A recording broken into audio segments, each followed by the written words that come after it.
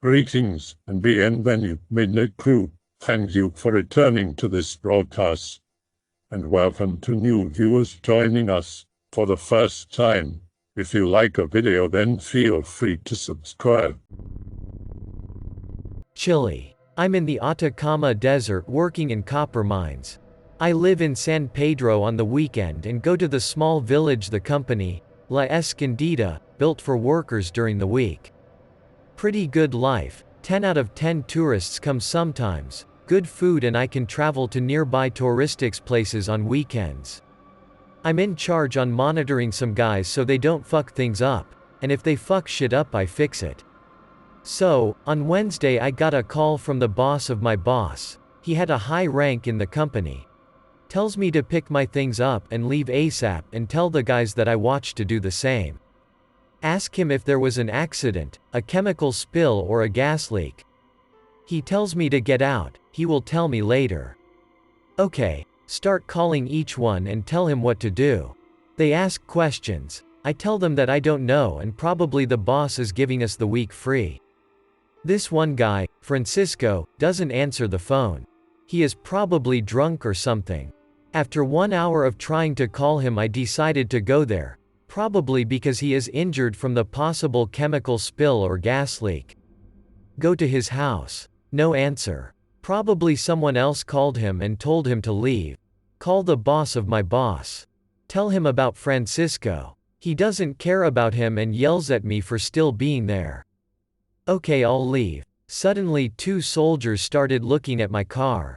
There is a military base close, so they probably are helping evacuate people because of the accident. They ask me what I'm doing here.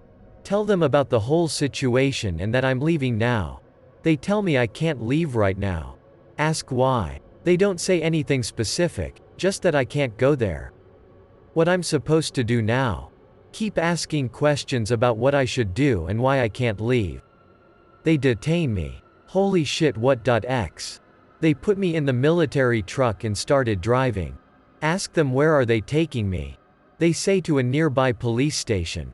Okay, I'm not going to talk anymore because shit could go wrong if they get mad. 15 minutes pass. I hear the radio. Code name. Evacuate as soon as possible to base. The gringos are going to take care of it. Sending them in the Puma helicopter. Oh shit, what? I start to panic thinking there was another coup or shit like that. They talk between them and I can't hear. They look at me. Oh shit, they are going to kill me. They get to a military checkpoint. One of them goes down and enters some office. Now the soldier comes back with another soldier, probably an officer or something. I don't know about military ranks. They start asking me questions and if I saw something. He asked me if I saw something. Tell him about what happened before the soldiers came. He says okay, and asks again if I saw something weird. I told him that I didn't see anything, almost shitting my pants. He told me they were doing a drill for an earthquake. I don't believe him. When we do that they tell me first and I don't get detained by soldiers. He tells me I can't tell anyone what I saw. Tell him again I didn't see anything weird. He looks at me and tells me I can't leave now because I assaulted a soldier. What? They put me in a small jail. Ah shit, they are going to kill me. Eventually get tired and sleep. It's like 3 a.m. I hear chopper. People are shouting. I freak out. The chopper takes off. Fall asleep. I wake up in the morning. They took me to a cop station in a city nearby, Calama. The cop tells me that I was mistaken for a missing person. They let me go. I call my boss's boss and tell him what happened. He doesn't say anything, it's all okay now. A couple weeks later I got sent to the capital to work at an office of a company. Never knew what happened there. That was in 2005. Born and raised in the Atacama Desert. All of my aunts and uncles have seen UFOs. Be me chilled in the literal middle of nowhere. Nothingness in 100 miles in all directions. Behind a small hill I can see red and blue lights and a strange sound. Nothing comes out of the hill, the lights just stay there, not gonna walk a mile in the desert at night following creepy lights. Next morning, I asked my aunt about it. She lived there her whole life. She tells me the story of the duendes, small humanoids that live underground and hide in the desert. Miners have hundreds of stories about them. Scared shitless, I prepare to spend another night in the cabin. I look around every corner. In the night I heard strange sounds again. Now I know there shouldn't be anything there. Waiting in the cabin, holding tight to my machete. Start hearing faint sounds like something small is outside. Please, big chango in the sky, let it be one of those huge desert spiders. Sounds approach the door, anything opens it and gets a free machete in the head. Quick flash of light under the door and then nothing, no sound, no lights, nothing until the sun comes up. I'll never visit my aunt again. Many years later I heard about the Atacama humanoid and started visiting /x/. Alright, I got 2 stories. I was a witness in one and I'll write what the guys told me before they came to me. The other story happened to a friend of mine. She was skeptical as fuck about everything before what she saw. I'll greentext, so here it goes. The year is 2009, the first days of August. The winter is super freaky here. Magallanes, Chile. 21-year-old me. Work as a nurse assistant in a hospital. Work at night, sleep in the afternoon. Basically a vampire. All I have to do is to treat a few patients and take care of them. 2 a.m. Bored as F. Decided to help the security staff because the wind moved a sheet of metal in front of a camera outside the building. The security guy tells me to stay and he'll check, but I told him to stay and that I'll do it for him because he was old as a mummy. Go out. The sky is clear, which is weird because it was raining a few hours ago. Remove the sheet, everything's fine. Suddenly I hear 2 voices yelling for help. Hear someone running through a long grass field. Look in that direction and I poorly saw 2 guys running as if the devil were chasing them. They saw me and ran to me. They went through a wired fence to get to me. They were bleeding and crying. I thought they were burglars and someone chased them, but they were wearing quite fancy clothing. When I was about to ask them to come inside to treat their wounds and call the police, I hear something from the direction where they came. It was like a humming noise. It was low, but it sounds fucking loud inside my head. Then I saw a figure going upwards. It was bright and orange-reddish color, whiter at the center. This thing changed its shape, like if it went from a shape akin to a toy soldier to a ball. It shot up straight through the skies and left some dim glowing light in its wake. I was fucking shocked. The guys carried me to the hospital, in fact. Security asked what happened. Most bruised guys told us they were fixing some farming equipment. They were about to leave when they saw something crashing near the barn. They were about 50 meters away from the barn when they heard the same noise I heard, and then they saw a figure crouching. They flashed their flashlights at it and then that thing stood up. They say it was like 3 meters tall and it started hovering and moving closer to them. Needless to say, they ran as fast as they could. This thing could go through the fences. This thing even fired something that landed next to a fence and left burnt grass. The guys ran until they reached me. The next day the police saw the spot where the grass was burned and it was still hot. I moved from that hospital because I was finishing my practice. I'll write down the other when I'm done with my lunch. A creepy one about my friend. She studies law in Santiago. She lives with her sister. 2011. 9 p.m. She was reading some books for her next test. The lights go out. She goes to check if the daughter of her sis is okay. She's fine, so my friend goes to her room to rest. Then she hears static, like when the TV gets gray and buzzes. Shit's getting louder. She is worried. She runs to her room when she sees something that looks like a guy in an old diving suit materializing in front of her. She starts whimpering and this thing looks at her then vanishes. She had to go to a psychiatrist because of that, and even had to suspend her for a year. Gentleman reporting. Be me. Santiago, Chile. December 2015. Shitty night job at an office. Staying all night alone doing database backups. Massive office complex. Mine is a 4-story building.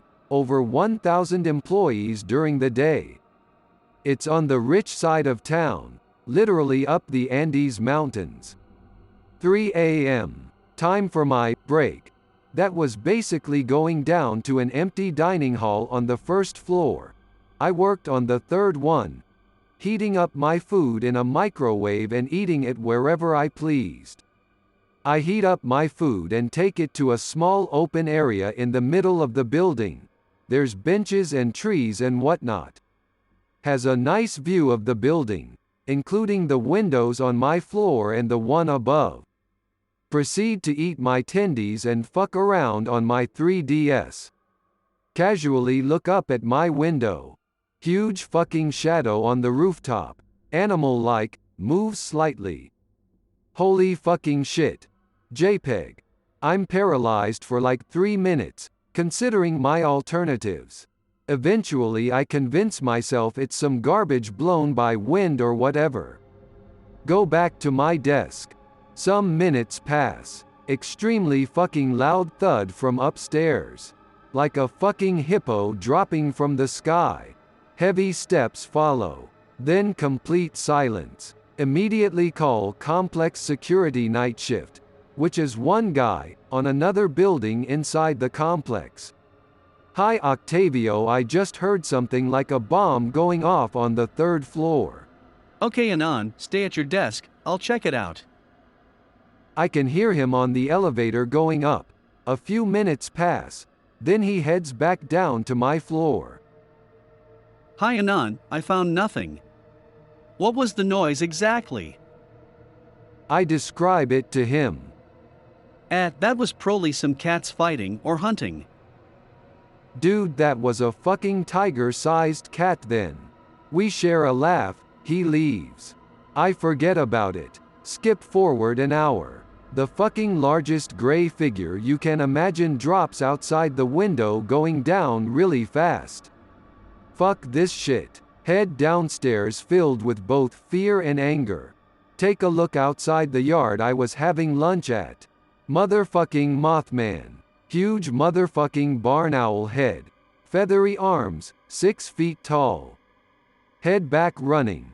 Fall over out of panic. Octavio, god damn it, what the hell is that on the yard? What? Let me see the cameras. There's nothing Anon, what did you see? A huge fucking bird monster, that's what I saw. Nope, sorry, nothing there, but I'll let you know if I see something. Fast forward to the next day.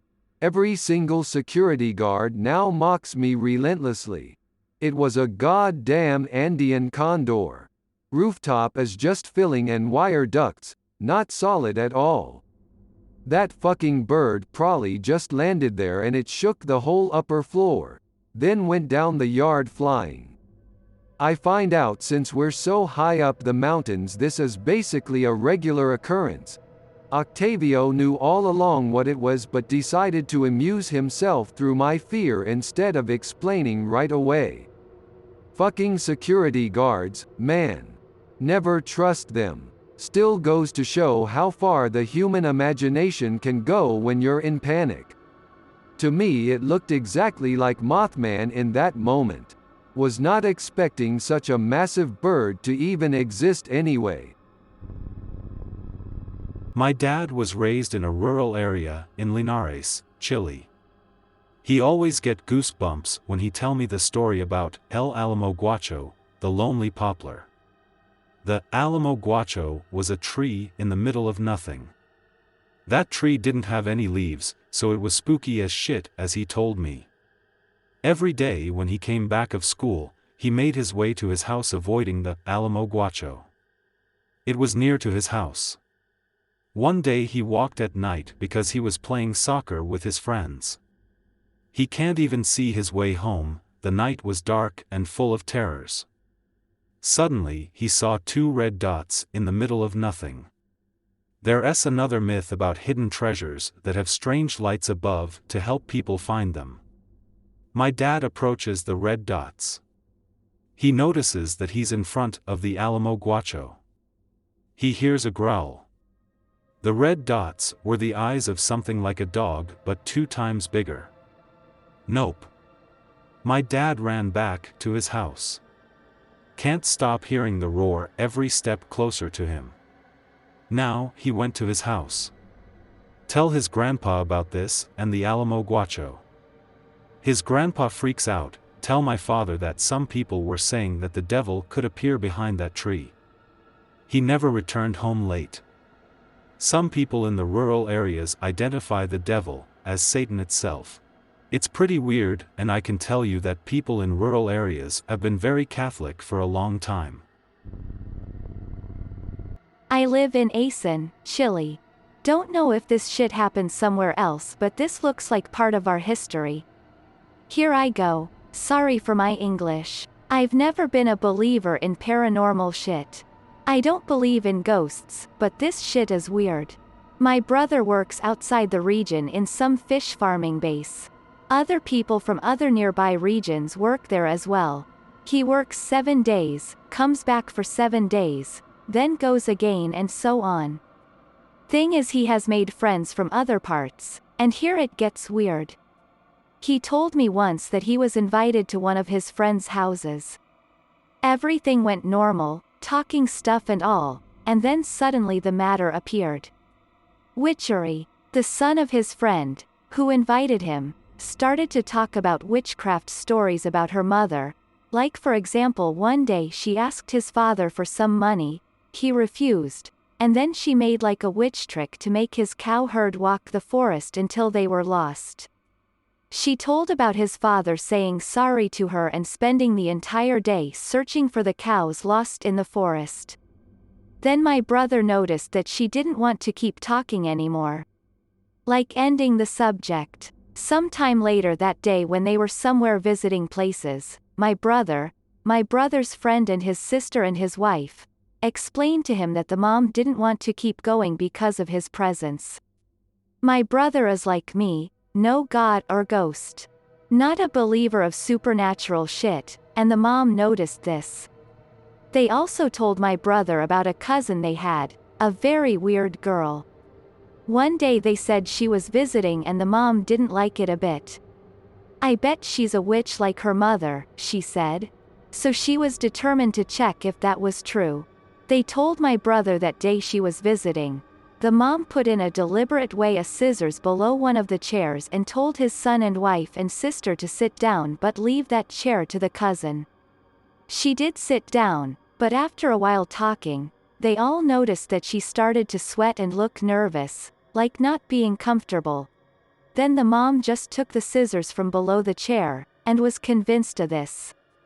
They also told me there was an issue related with an inheritance for the land of their parents. The mom's sister, the cousin's mother, was reclaiming more than it should because it was an arrangement she made with their parents before they died.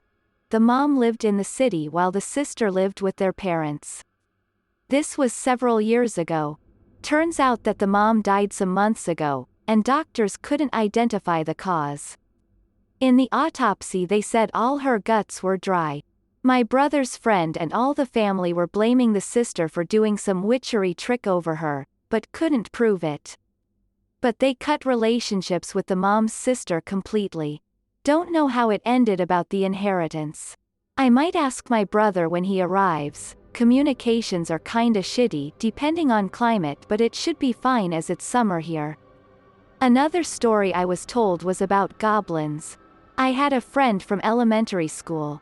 My mom was a friend of his mom, and it seems that she told her about this issue with goblins, like she waking up in the night several times hearing his son, my friend, laughing, like being tickled. This was when I was like 8 years old. I'm 35 now. She also told my mom that often she could find green shit in her son's bedroom. I can't remember more, so I might ask my mom about it. Be me. 6 years old. Living in Chile, Lampa, a rural part of Santiago. Hate all you want, gringos. There would be stories that adults used to tell kids like La Llorona and Hombre de Dulce. It would get pretty fucking dark at night because of no city lights. My grandfather, who used to live on our ranch, told me stories of El Cuco, some sort of devil that ran around and snuck into the rooms of kids that misbehaved and killed them, that lived around our farm. I didn't believe all of the traditional stories mentioned earlier, but holy shit, my grandpa made El Cuco sound believable. He described every inch of it: horns, goat legs, body of a man, face of a dog. Apparently a demon the natives of the land also feared. Be scared as fuck, because when night came, it would get so dark the only light came from the moon, and if it was a cloudy night it would be spooky. One night, derping around in the living room of our house, Dad runs inside the house. Dad grabs a shotgun. Mom panics, takes me to her bedroom. Dad is now outside with a flashlight. Keep in mind that this is South America, and looters and robbers are very common. See Dad walking into the distance where we grew our maize. Couldn't see Dad anymore. By now scared, El Cuco was going to get him. Start crying. Mom shushes me. I wiped my face. Hear gunshot in the distance. I panic again. See Dad coming back. Enter the house. Dad tells Mom that he saw some dog in the cornfields and shot at it to scare it away. Parents not paying attention to the window. I'm still looking out the window. See red fucking eyes staring at me from cornfield. Getting closer. Gif. When the red eyes are almost out of the cornfield, I scream. Dad turns on the porch lights. See exactly what my grandpa described to me. El Cuco runs away faster than anything I've ever seen. Dad and Mom didn't notice. Remember till this day. Never told a soul except my grandpa. I hope that you enjoyed tonight's broadcast. If you enjoyed tonight's story, then please subscribe to the channel, as more green texts will appear daily. A new broadcast will appear when the clock strikes midnight Central Time.